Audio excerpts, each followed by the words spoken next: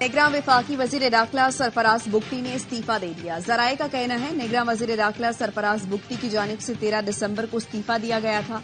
इस्तीफा मंजूर कर दिया गया। सरफराज बुगटी का एक बड़ी सियासी जमात में शमूलियत का इम्कान। इलेक्शन से पहले निगरान काबीना से मजीद इस्तीफों का इम्कान। आइंदा इलेक्शन के लिए अहल होने के लिए निगरान काबीना से इस्तीफे दिए जा सकते हैं।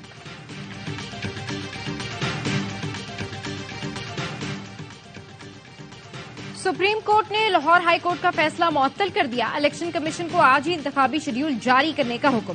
चीफ जस्टिस ने कहा लाहौर हाई कोर्ट मजीद कोई कार्रवाई न करे। फैसला देकर जज ने अपनी हद से तजावुज किया। जमहूरियत को डिरेल करने की इजाजत किसी को नहीं देंगे। हाई कोर्ट में पटिशन दायर करने वाले उमर नियाजी को तौहीन अदालत का नोटिस। इलेक्शन कमीशन के वकील से इस्तफसार करते हुए कहा हमने हुक्म दे दिया, आपको माइक्रो मैनेज नहीं करेंगे।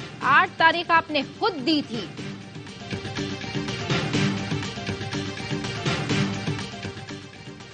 और चीफ इलेक्शन कमिश्नर की सरबराही में इलेक्शन कमीशन का हंगामी इजलास शुरू। इंतखाबी शेड्यूल की हतमी मंजूरी दी जा रही है।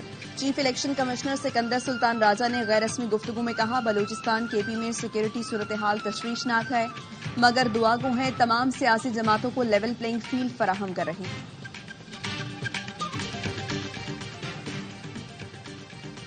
और सियासी जमातों ने सुप्रीम कोर्ट का हुक्म खुशाइंद करार दे दिया। सेनेटर मुश्ताक ने कहा सुप्रीम कोर्ट के फैसले से इंतखाबात पर शकूक खत्म हो गए। हसन मुर्तजा बोले इंतखाबी अमल को पटरी से उतारने वालों की साजिश नाकाम हो गई। फिरदौस साशिक अवान ने कहा पाकिस्तान में इस्तेहकाम सिर्फ इलेक्शन के जरिए ही मुमकिन है।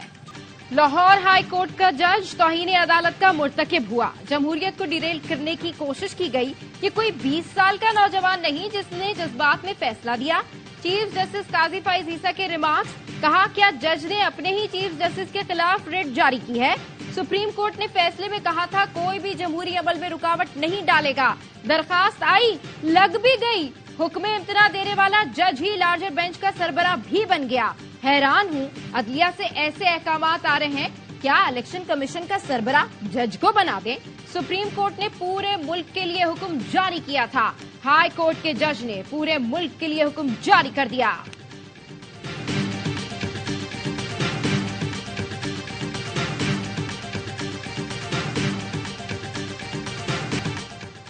फैसला लिखवाने के दौरान पीटीआई की वकील मिशेल यूसुफजई की रोस्ट्रम पर आकर बोलने की कोशिश। चीफ जस्टिस ने बरहम होते हुए पूछा आप कौन हैं, कैसे फैसले के दरमियान बोल रही हैं, दोबारा ऐसी हरकत की तो तौहीन अदालत का नोटिस देंगे। पीछे जाकर बैठे, पता नहीं कहां से पढ़ा है। अटॉर्नी जनरल ने कहा मिशेल यूसुफजई सुप्रीम कोर्ट के वकील नहीं, उनका बोलना नहीं बनता।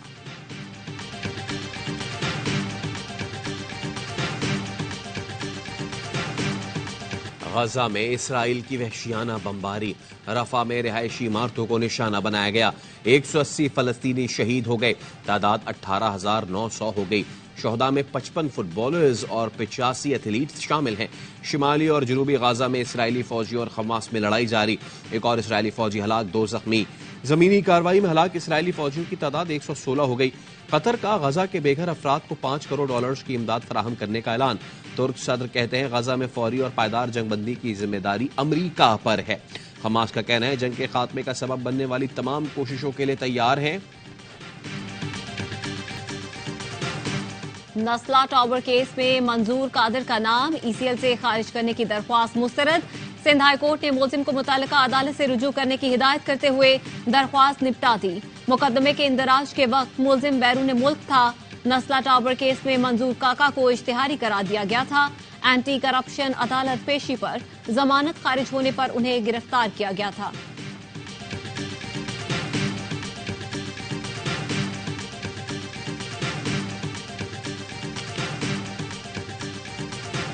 पाक बहरिया के 3 कमोडोर्स की रेयर एडमिरल के ओहदे पर तरक्की।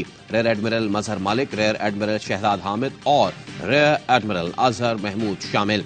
तर्जुमान पाक बहरिया के मुताबिक तीनों अफसरान Pakistan navy war college Lahore और नेशनल डिफेंस यूनिवर्सिटी इस्लामाबाद से फारिगुल तहसील हैं। अफसरान पाक बहरिया में कमान और स्टाफ की मुताबिक अहम जिम्मेदारियां सरअंजाम दे चुके।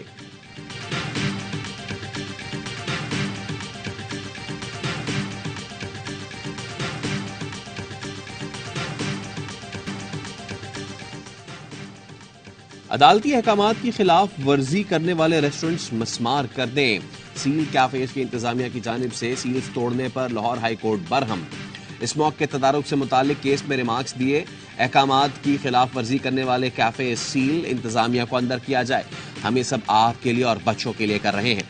रेस्टोरेंट मालिकान के वकील ने कहा, हम सब कुछ सील कर दें, हम मुल्क छोड़कर चले जाते हैं। अदालती हुक्म की आड़ में हमारे कारोबार को तबाह कर दिया गया। वकील रेस्टोरेंट से बयान पर अदालत से माफी मांग ली।